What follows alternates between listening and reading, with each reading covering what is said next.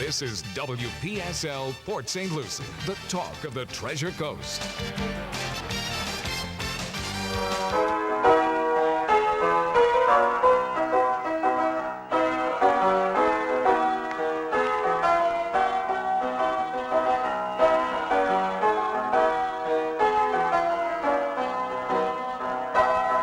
It's 11:08 at WPSL 1590, the talk of the Treasure Coast. You're on Ask a Rabbi. And this is Rabbi Shafir Loeb of Congregation Eitz Chayim, your Jewish home on the Treasure Coast. Welcome to this beautiful Friday, the very last day of 2021, which, of course, is a calendar thing, right? It's a calendar thing. So what is your new year? Our new year is in fall at Rosh Hashanah. Rosh Hashanah is the head of the year, actually. Right. And that's an interesting point. It's when the Jewish calendar changes number, and we're at 5782. It's nice and helpful that, the twos match at least. Just a couple of years ahead of the Romans. Just a couple of years. Been around a little bit longer.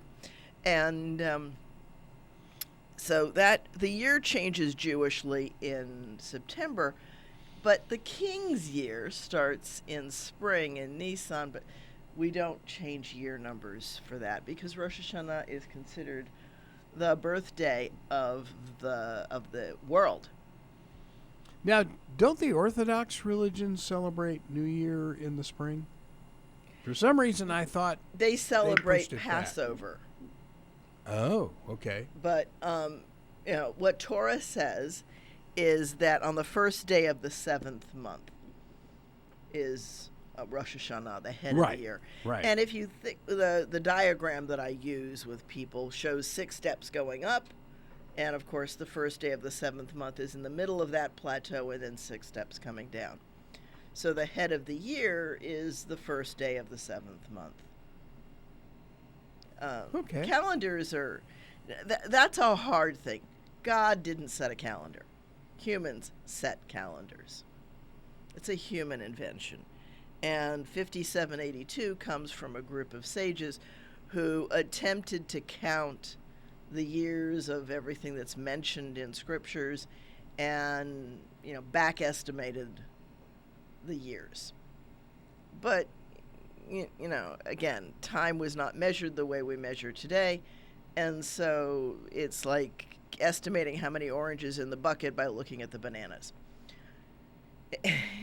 Not necessarily the most accurate approach, but it's what they had, and so they did it. And as long as everybody agrees, it's an easy reference. Where is it useful? It's useful in keeping track of things like weddings, marriages, sure. Marriages, birthdays, anniversaries, deaths, the various things in life. And obviously, controlling the calendar dictates when the holidays are. And there's a clear evidence in the discussion between the Northern Kingdom and the Southern Kingdom, and this makes sense when you look at it from an agricultural basis. But what the Southern, and we have the Southern tradition in Torah, the South says of the North, they celebrate the holidays in the wrong month. Not that they don't celebrate it, not that they don't celebrate it correctly, but that they do it in the wrong month. Well, that makes sense. If you're a little further north. Sure. No, I get that. Right. The growing season is different. And if you're going to celebrate the harvests, you are tied to the earth cycles at your latitude. Wow. Okay. So there's enough difference between southern Israel and the northern kingdom of Israel, the southern kingdom of Judea and the northern kingdom of Israel. And after Solomon was able to hold the two kingdoms together with a very heavy hand. And to say anything else, it wasn't by his wisdom, it was by the force of his army. By the sword, huh? It was by the sword. And Scriptures is clear about that. It doesn't hide that. It's people afterward who hide that, who want to make Solomon... Sanitize it. Yeah, want to sanitize it, make them bigger heroes than they really were. And, he was, the rabbis are not very happy with Solomon. Among other things, it's the extreme number of wives and concubines. And those are political alliances, and those are hostages in ancient days. It's one of the reasons for a political marriage was that was an assurance that you weren't likely to attack. Maybe Solomon was a Mormon. No, I'm sorry. That's terrible. Silence. Down, over boy. there. I know. Everybody has their sacred story. That's it. And, sacred story is not intended to be CNN, Fox News, MSNBC verifiable. Not that those three outlets necessarily verify each other or agree about anything, but we're not going there. There you go. Yeah. Right, but you certainly can't. You're not going to have a TikTok video. You're not going to have any of that kind of thing that we have today. And imagine the kids growing up today who are going to have to face the idea that Moses didn't have a cell phone in his pocket. Right? I mean, there's this. Yeah. Oh yeah. Right. So, that becomes hard. It's just as people don't have any idea what to do when you don't have a phone. But there's a new phobia out there, right, of not having phone coverage. Wait a minute. Back up. There's What? a new phobia out for people who are terrified of not having phone coverage. Oh, good grief. They couldn't have lived in the 50s. Well, they wouldn't have had the same phobia, obviously. Right. So that has to do with becoming dependent on the technology in a way that's, not that healthy. So, yeah, we're interesting creatures, and certainly COVID has messed with a lot of issues. And there's a new phobia of going out for fear of catching COVID. And just because you have a phobia doesn't mean the risk isn't real. Just because you're paranoid doesn't mean that people aren't out to get you. It just has to do with what the basis of your fear is, whether it's based on real evidence or just based on a feeling. But feelings may or may not have anything to do with reality. And that's the issue. But yeah, so calendars, as I said, there's that one, a couple of references of things like Judea complaining that Israel uses a different schedule. And that would be like us saying, up in Pensacola, they do things on different times of the year. Because they do. They do, right? Their weather's different. Yeah. Right? They harvest at different times. And that's been one of the strengths of Florida, is that it has multiple harvest seasons. Thank you for the citrus industry. Same as California. Mm-hmm. Yeah. California has that as well. Even Tucson, or not Tucson, but Arizona. Right, yeah. Yeah, different growing seasons different in Flagstaff seasons. Compared to Tucson. Absolutely. Flagstaff, and different crops, because Flagstaff has got to have freeze-tolerant crops, whereas Tucson needs to have it, but not to the same degree. And here in Port St. Lucie, we don't have to have freeze-tolerant. Right? Our plants outside, I joke with people. I used to sell plants and flowers. I was a manager of a flower shop up north in Bethel Park, Pennsylvania, way back when, once upon a time. And, there the question was, could you get the plants close enough to a window to actually get some sunlight? Or could, we sold a lot of grow lamps because that's how house plants could survive that far north. And here in Florida, we throw them in the yard and put them in the shade because they can't handle. And if they can't handle sun here, they certainly can't handle it in Tucson, where the sun is relentless. And there are not cloudy, shady days. And the birds line up in the shade of the telephone pole. Sure. Oh, yeah. And the first time you see that, and you see it in real life, and you see it in your front yard, you're like, wow, that's kind of interesting. But they've figured out that little 2-inch strip is pretty cool. It's cooler. It's cooler, yeah. You don't have to be a rocket science to figure that out. Yeah. And so a lot of the things that are in scriptures are dependent on the where that the story transpires, where the story creates itself. And, you're going to be talking about things that are local. So, for example, potatoes are not mentioned in scriptures because they were here in the Americas, but they weren't in the Middle East at that time. The Americas were not part of the Silk Road, that famous Silk Road. That connects the what we usually call the Eastern Hemisphere, that part of the world, because there's land bridges and close sea lanes, etc., that people could trade up and down and around Africa. And so you see people like Zhang Ho bringing giraffes. There's my physical memory, right? Giraffes to China. Sure. On one of his famous 7 journeys. Very famous explorer, and most Americans have no idea who Zhang Ho is. Zhang He, And he never made it to Idaho. He did not make it to Idaho, to the best of our knowledge. But he did go up and down Africa, and he brought things back, and he established an incredible trade network for China. He set up a lot of the trade route of the Silk Road.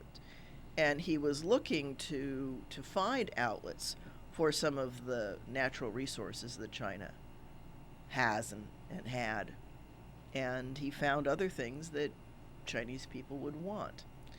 And of course, there are famous exports from China, such as noodles, making their way to Italy. Thank you, Marco Polo. And his travels, his family's travels, actually. He was the son of a trading family that went up and down. And he actually worked for a Chinese emperor for a number of years. And then the family decided to go back to Italy because the patriarchs were getting old. And on the way, they took a bride to Persia and then went on to China. So it's an interesting piece of how, and when you really start to look at some of that history, then you get a better idea of how interconnected the world has been. And it's not unreasonable for people to have made the land bridge up in the far north, but it's going to be dependent on what time of year and whether or not that path is traversable. It's like I did a wedding decades ago, a while ago, up on a place called Kelly's Island. Where's that? It's in the Great Lakes. It's just north of Cleveland, a little bit northwest of Cleveland. Oh, okay. And it's an island, and you get there by ferry boat.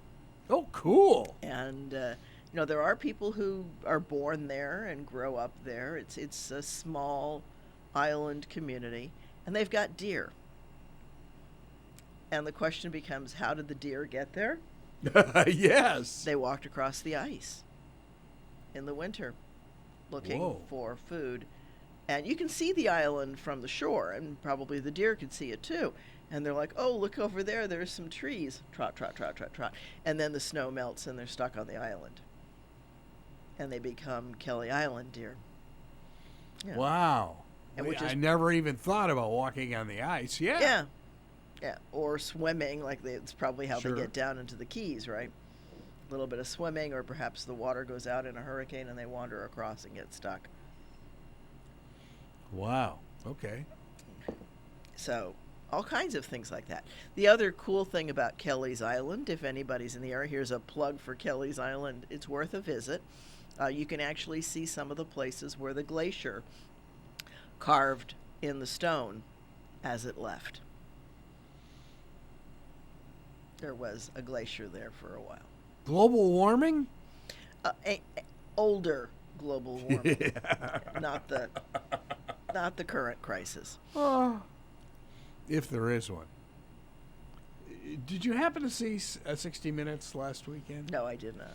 They talked about the wine industry in Europe and how champagne in France is dying off in Champagne, but at a lower altitude, I guess, you've got the champagne industry going crazy in Great Britain. And, and it's like, okay, the Earth's tilting. Yeah, it's not so much warming as much as it's change, climate change. Yes. Oh, yeah. And yes, there's natural fluctuation going on that the planet itself is doing, and we are wobbling, and days are not 24 hours. Right? That's something I often have students Google because they don't believe me. I'll say, how long's a day? And they'll say 24 hours. I say, yeah, not so much. Google it. Ask Dr. Google, right? And when they research it, they'll find out that a day is 23 hours and some minutes or 24 hours and some minutes, because that's an astrological, right? That's based on the astronomical, not astrological, astronomical issue of being in the certain position to the sun and the revolution and the wobble and the orbit and all of that. They all play in. But the Earth wobbles. It's not this perfectly spinning thing. It's this wobbly thing. And no, we don't feel it because, A, it's such a big movement compared to us. 2, we've always been on this rock, so it feels perfectly normal. We're hurling through space at a tremendous speed, but we don't feel it because it's just the system. I got to ask you, as a scientist, okay, they just launched that massive web device. Yeah. What are your feelings about looking for the real Big Bang, if you will? The beginning of the big, because there weren't ears to hear the bang. All right, so there's. I mean, it's not a Big Bang. We joke about it and call it the big. Because there weren't ears to hear a bang, and sounds require a receiver. There are still waves. There's sound waves that happen, and they have effects, but it's not what we would call sound in the same way, if that makes any sense. Yeah, no, it does. You need something to hear it. And ancient philosophers said, well, God hears it, right? God doesn't have an eardrum. However God hears things, then yes, God heard it, but whatever. It's, there's not and I say this as a rabbi, there's not a conflict between religion and science. It's a matter of two things. One, how you understand science, and how you understand theology, right? If you're going to lock in and create this artificial thing of a day has to be exactly 24 hours, and it has to be according to the world clock in Boulder, Colorado, which is, by the way, where the world clock is, and it sets the standard for the entire world. That's why it's called the world clock. And it defines a day as 24 hours, but the planet doesn't. Right? That 24 hours is an arbitrary human overlay trying to accommodate the analog planet that we live on. So how did the world clock wind up in Boulder? That's where Moses said it. No. yeah. That's where one of the tablets wound up. Oh, never mind. I was going to say the third one fell, but. All right. A little bit of end of the year humor, right? And no, it got there because that's where the group that was responsible for it decided to put it, and it's in an earthquake-proof vault, sitting there ticking away, and everybody queries it because it became more important by the time it came online for everybody to have the same time than worrying so much about where it was, although it needed to be somewhere safe. Because what is it that requires time down to the fraction of a second to be absolutely accurate? I'll leave that one in the air for a minute. What is it that really needs that accuracy of time? And I'll give you at least one answer. It's money. Money has to leave one account and be in the next one. God, you always say follow the money. It is. Well, it is. It's a money thing.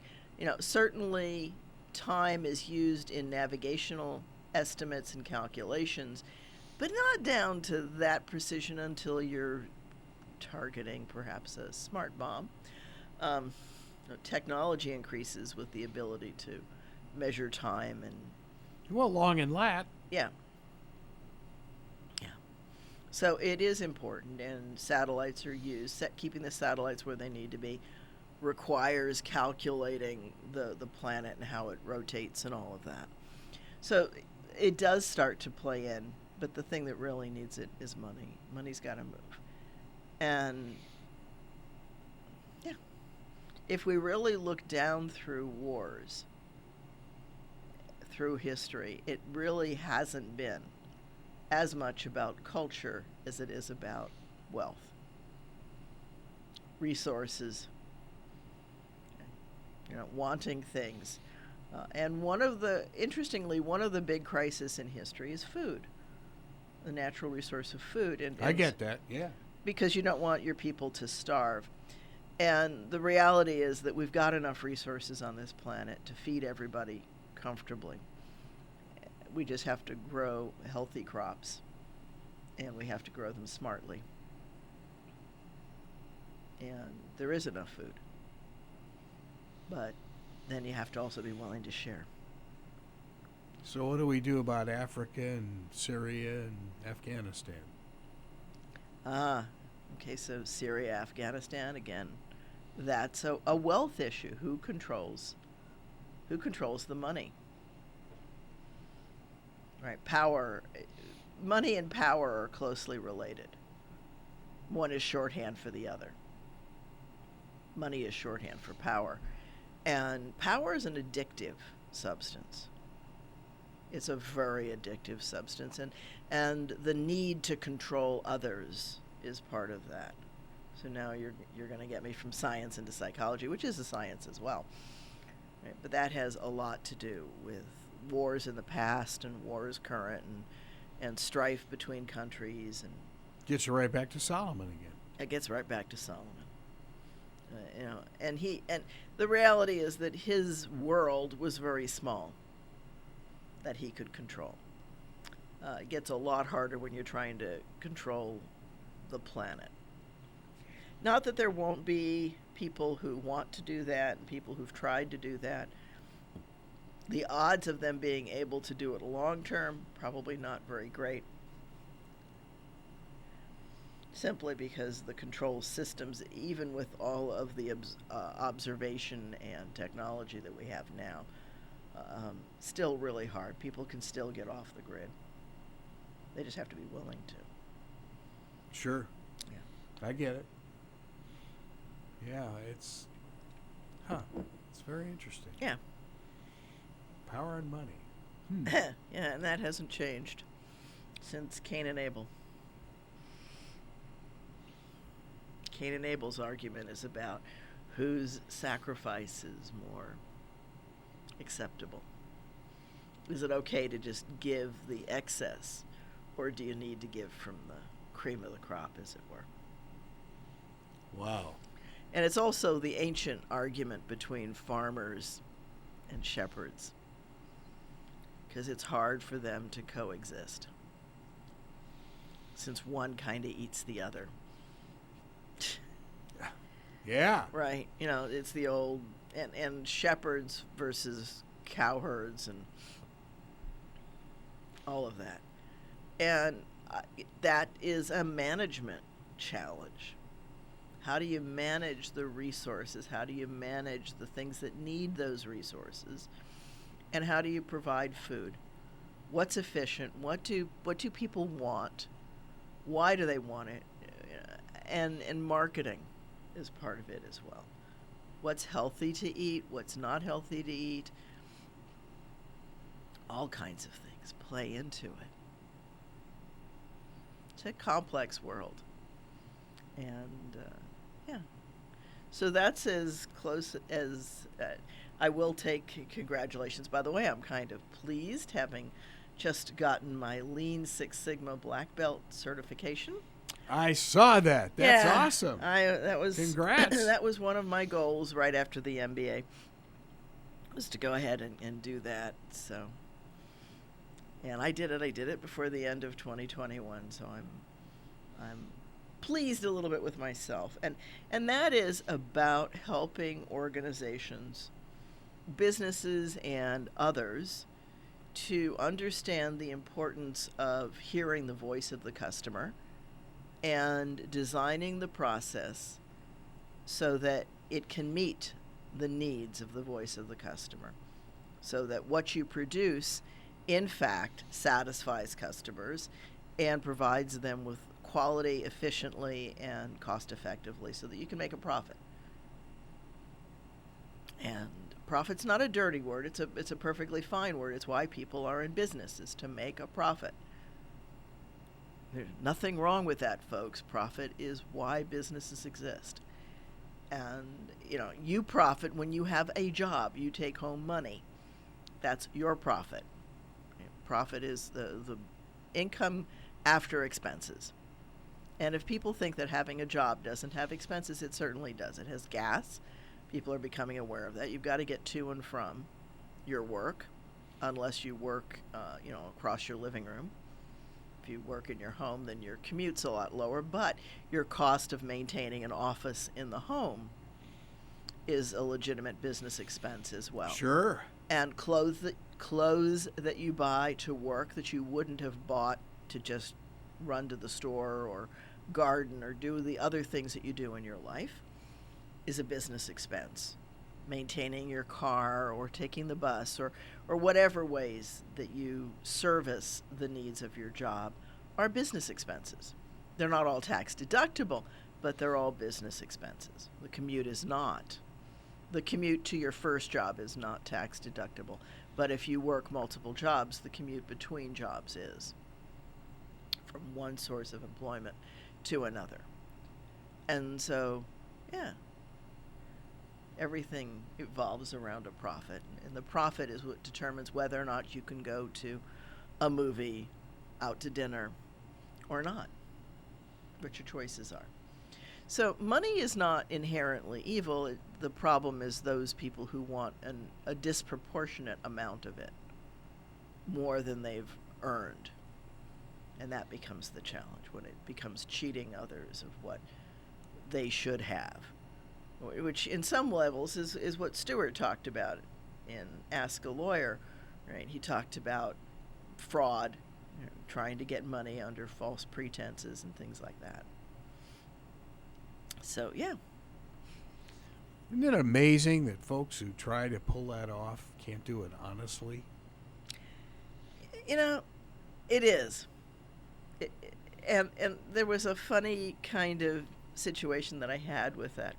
We had a woman who was desperate for money. She calls, I get these calls all the time as a rabbi. I'm desperate for money. Can you help me? Blah, blah. Right? And it was kind of interesting because this was her second call, and I had arranged to give her some amount of money from the fund that we had for that purpose.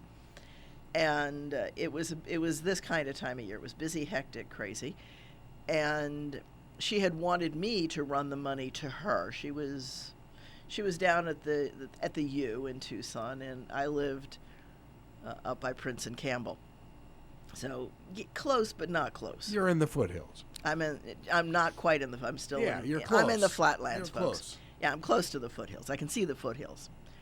And so what I ended up doing was saying to her, well, I'll leave the check taped in an envelope on my door, and take public transportation, get yourself up here, and you can get the check. And I knew it was going to take her about an hour to get up, get the check, and then whatever else she was going to do. And what was interesting was at the end of the conversation, she said to me, well, that amount you're giving me just isn't worth that. Ooh, nice. Thank you so much. It wasn't worth 2 hours of her time and the effort. Oh, slap in the face. Well, the interesting part about that is that I was actually thinking about that as I was leaving the house I was talking to her on the cell phone. And I was thinking about that, is that she's going to have to go through a fair amount of effort to get that, and couldn't she have gotten a job and made some of the same money? Yeah. Wow. So, yeah. Okay, so what was the outcome there? Did she... Oh, she came and got that check, yeah. God. She came and got the check. It was gone by the time I got home. So grateful, huh? Yeah. Well, she didn't call again, and that was fine. Wow. And, I wasn't a big enough fish in that pond that she, but, there's a limited number of times that any of those folks can hit an organization, and it depends on what that organization has in funds. Most commonly, what we did then and what I still do now, if somebody needs a meal, I'll buy them a meal. If they need gas, I'll buy gas. But no, I'm not going to give you cash. Yeah. And I'm not going to buy you cough syrup. Right? I'm not going to do those things. So, you live and you learn. And the disposable credit cards now are wonderful for some of that, but unfortunately people can still misuse it because they can take it into the liquor store. And so actually giving somebody the food or sending them to one of the places that has food available, a pantry. We don't have a pantry right now because we just don't have room to put one in. We will once we get our bigger space. That's one of my hopes and goals for the congregation, is to have some of that, because there are people who legitimately need some food for themselves or their family, and it is our obligation to share. And the challenge, of course, is to not let people who don't need it, who could go to the market and get it. It was funny. One of our Christmas Kids recipients told Carol the other day when she picked up the bag of toys, "Thank you so much. I lost my job because of COVID." Yeah. And it's a hard time. And the right she said then her business closed, and thank you, and it's like, oh my God, Yeah. You think you've got it bad, and it's like, oh my. Yeah. Well, this pandemic has changed a lot. the pandemic is definitely hard on a lot of people in a lot of different ways. It certainly has changed a lot of the things that I'm doing and thinking about. And, we're still maintaining our caution and, vaccinated only at services kind of thing. I get it. And, Kaiser, I went in this week to do something with a student, and Kaiser has changed their policy. Their policy had been, if you were vaccinated, you could just come and go. And now, even if you're vaccinated, you have to do the temperature check at the door and wear the band that tells everybody that your temperature was tested normal. I get that. Yeah. You don't need to expose anybody unwittingly, because you might not know that you have a fever. You might just think, this is a cold, this is a runny nose. And I have allergies, so I'm certain, I'm sniffling today with my allergies. Love Florida. There's always something in bloom here. Yeah, there is. Thank you, Christmas cactuses. And other things that bloom this time of year. There's a number of beautiful flowers out there, and I appreciate the flowers, and my nose says, "Hi, everybody. I'm here, too." Oh, by the way, when's the plant? Speaking of flowers, when's the plant sale? The plant sale will be the fourth Sunday and the Monday after in January. Cool. Okay. So we've got 4 weeks, right? Because the first Sunday will be the 2nd of January. So add 3 more weeks and it'll be the end of January. I'm starting some caladium that I hope will be ready. Some different caladium. I just potted the babies up. We've got etrog trees that right now are about 1 inch high. Wow. Okay. So, I've been kind of studying different techniques of propagating. So I'm going to try to do some other things. And so a friend of mine is sending me, once the Christmas mail is over, a set of African violet leaves. Ooh, So, those are pretty. yeah, those are. I've got 3 African violet leaves, attempting to propagate them right now just as a test. And then I should be ready. I have all my tools. I'm ready for growing some of those. So they would not do well in full sun. No, they don't like they don't like the heat. They like a little bit of shade. The African violets do come from Africa, and they grow under the canopy in Africa. So they're used to muggy heat, right? So they like a high humidity, and they like a certain amount of light, but not direct sunlight. So you could put it, say, in front of the house if you're facing east. Yeah. Yeah, yeah, I get There's that. lots Yeah. of different places you could put it as long as sunlight gets into it. Or you could put a grow light anywhere in Sure. your house and make it happy. They're perfectly happy growing under grow lights. And I know a lot of people who have a beautiful area in their house where they've laid out gravel so they can mist it. And then there's your humidity and the grow lights over it. You can have a very beautiful little display of different African violets. And African violets are fun because now there's hundreds of varieties and colors, and there's miniatures, and there's creeping ones, and there's variegated ones, and there's this and there's that. And I think I'll be getting about 15 different varieties, the leaves from. So, yeah. Oh, wow. I'll have 1 or 2 leaves from each of the different varieties. So we'll see how many we can make, because you can get a number of babies if you do it right. We'll see what we get. That's cool. That sounds great. So that's one of that. But that's that's not going to be at this plant sale. That's going to be at a future one because it takes them a while to grow. And I've got a whole bunch of different seeds started. We'll see. We'll see what happens. So are you talking months, a year? Some of the things will be a month. Some will be a year. There are some seeds that take 9 months to a year to germinate. Not everything pops up instantly. And again, I've been studying some of the different ways to coax seeds to germinate faster and more successfully. Right? So there's 2 parts to that. You want more seeds to germinate, as many as you can get, to grow a healthy plant. And you want them to do it as quickly as they're willing to. And sometimes you can help that with there's a variety of things you can do. It's called scarifying is one of them.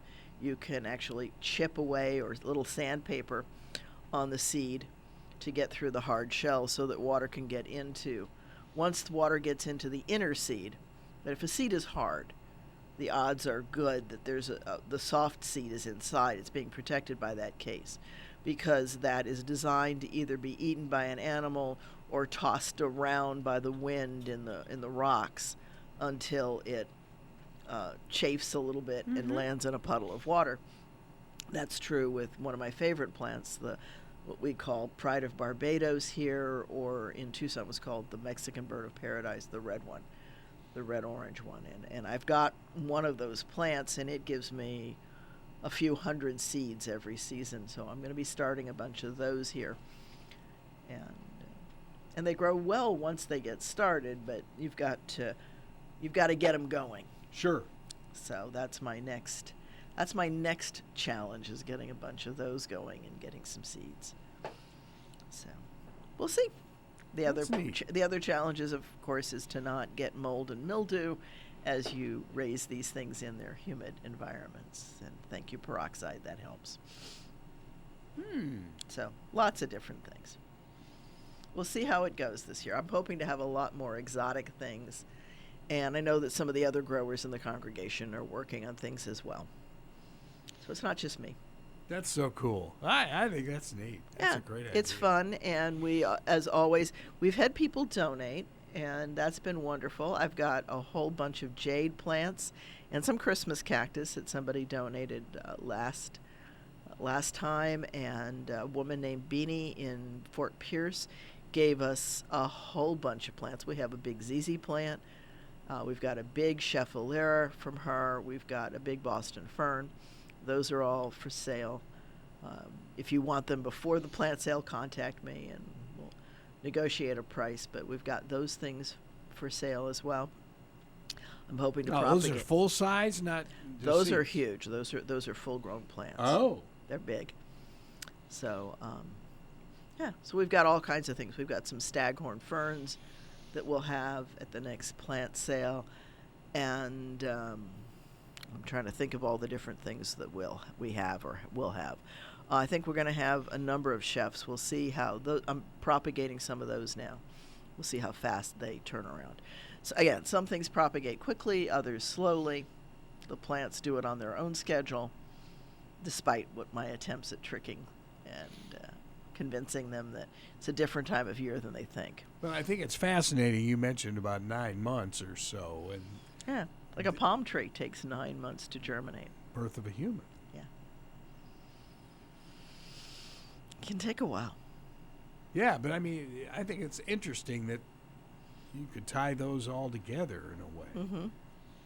Yeah, well, different plants, different times. Yeah. Right, vegetables much faster. One of the reasons we don't eat as much of we eat coconut and we eat palm leaves, but not. I'm working with a bat mitzvah student right now, and her Torah portion talks about God's promise to give grain, wine, and oil. And I challenged her, actually, this past week at the lesson, that she has to write a paper about how long does it take from seed to wheat, from seed to wine, and from seed to oil. Those are increasingly long times. And what does it mean? I'm going to provide your oil. Olive trees do not grow instantly. Oh, they don't no. germinate quickly.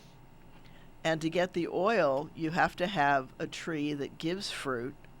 Right? The olive is the fruit of the olive tree.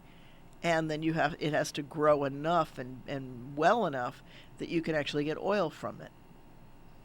And so this is not a 1-year turnaround. Well, certainly not for wine either. Not for wine either, right. As we talked about the champagne. Sure. Right? It takes a while. It takes planning. And, you have to survive until these things come in. Or your parents have to have done it and set it up for you, which is part of why farming families are very rooted to where they've domesticated and grown their plants. It's notable that in South America, an area not well discussed very often, they had a tremendous, before the conquistadors, their people were not starving.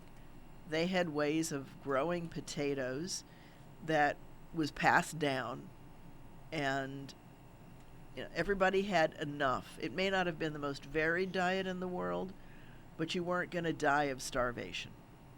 And that's a minimum that I think societies owe their members. Everybody needs to contribute to the society, and the society needs to give back. That to me is healthy living. It's not a matter of socialism or anything like that. Because what I'm saying is everybody's got to contribute, but everybody gets as well. And when people are sick, you take care of them. And when they're sick, they have an obligation to get well. So that feeds into even into something like COVID. People need to do what they can to keep themselves and others from being sick. And yes, that means vaccination. Yes, that means masks. Yes, that means washing your hands. It means not going into a community function when you're sick. It's not okay to pretend you don't have it if you know you do. And it's bad enough because we can transmit this disease without knowing that we've become positive. And we can give it to others. And we might be giving it to somebody who's immunocompromised. We might be giving it to somebody who's got older parents or grandparents that are dependent on them. And that's not fair. Well, in the case of like whatever this Omicron stuff is, that most people that have had it and I've talked to a couple, they said, well, it was a headache for about half a day, and I felt fine the next day. So it's like, really? And it's going to vary. Yeah. It's going to vary from individual to individual, whether or not they have whatever the virus takes advantage of, or whether their immune system is able to actually fight it off. Sure. And, that's what a vaccine does, folks, is it teaches your immune system how to fight it. That's what it does. It's not that you're not going to be exposed to it. It's not that you can't contract it, but it's hopefully training your immune system to say, ooh, that's the bad guy, and attack it instead of saying, what the heck is that, and sitting there on a lump while it propagates. Speaking of propagation, right, it's interesting because a virus is a little bit of genetic material. It's not alive in the way that a bacteria is. It's not alive in the way that we are, because it's just little bits of material that hook into and take advantage of our cells in order to replicate itself. It's alive to that extent, but it's a very early or a more primitive, although it's hard to call something like COVID primitive because it seems to be so advanced and clever. But that's just an evolutionary piece. And as I've said before, this is not the first or the last plague that we'll see. It's not the first or last virus. It's not the first or last pandemic.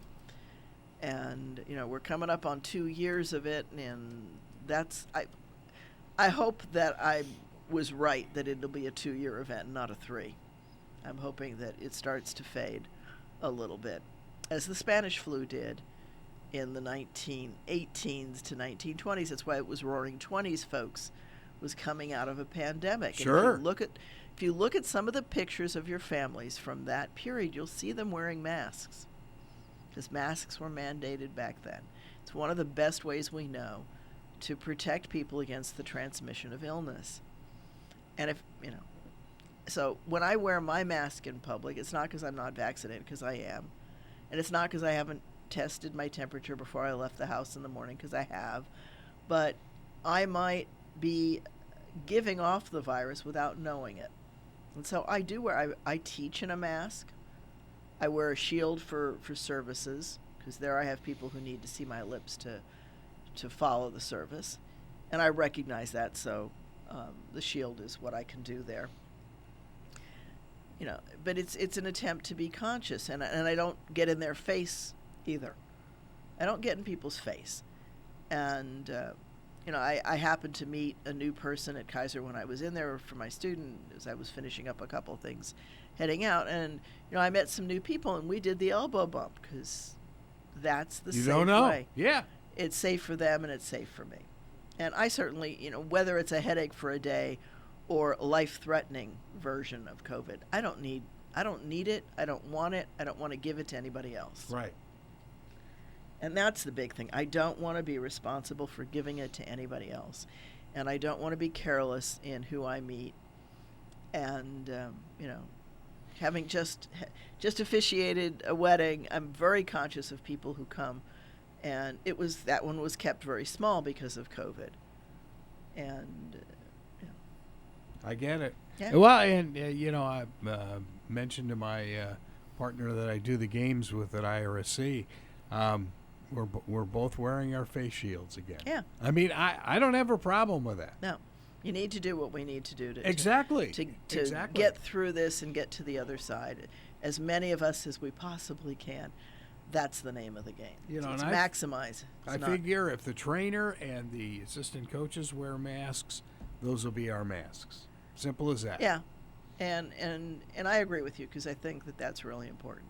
So before we close, I'll do one pitch and say, if you've liked what you've heard, if you found this discussion interesting and enjoyable, or interesting and intriguing, or whatever, if you'd like to sponsor and Ask the Rabbi, I am certainly appreciative of anybody who's willing to sponsor one or more episodes. Please contact the station at 772-340-1590, and either Greg or Carol we'll be glad to talk with you and help arrange a sponsor.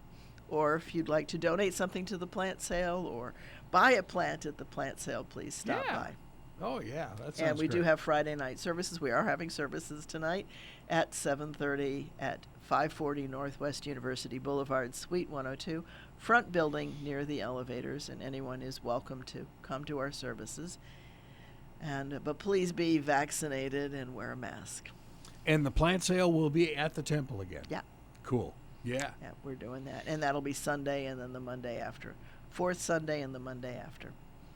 That's sometimes it's after the third Friday, which of course is when we feed our firefighters and first responders. So, they pick up their meal. It's curbside for them. So, yeah. So they come up in the big red truck? Sometimes they do. Sometimes they come up in Well, the big one, they go to sometimes they do Publix small in ones. it. You know, Yeah, it's their vehicle. So yeah. Oh, yeah. yeah, and I know that one time I saw them out at the entrance ramp to coming off of 95, and I knew they were going to be late that Friday, and they were. It happens. Sure. Oh, yeah. The very first time we had meals for them was a Passover, and they were actually late because they were transporting one of our members over to Cleveland Clinic. Oh, boy. She came back out that night, but it made them late. Wow. Anyway, thank you for listening. I hope that you found something of interest in this. Please feel free to contact us next year. It'll be 2022 when we meet again next Friday, God willing. This has been Rabbi Shafir Loeb for Congregation Eitz Chayim, your Jewish home on the Treasure Coast. And where do they find you on the web? www.eitzchayim.org. Or you can find us on Facebook, Eitz Chayim. And we'd gladly take your donations there as well. Yep. You can also find us on Amazon's Smile Amazon. There you go. So lots of different ways to help our temple. Happy New Year. Happy New Year, everyone. May it be safe, happy, and may 2022 be a better year for everyone. This is WPSL, Port St. Lucie.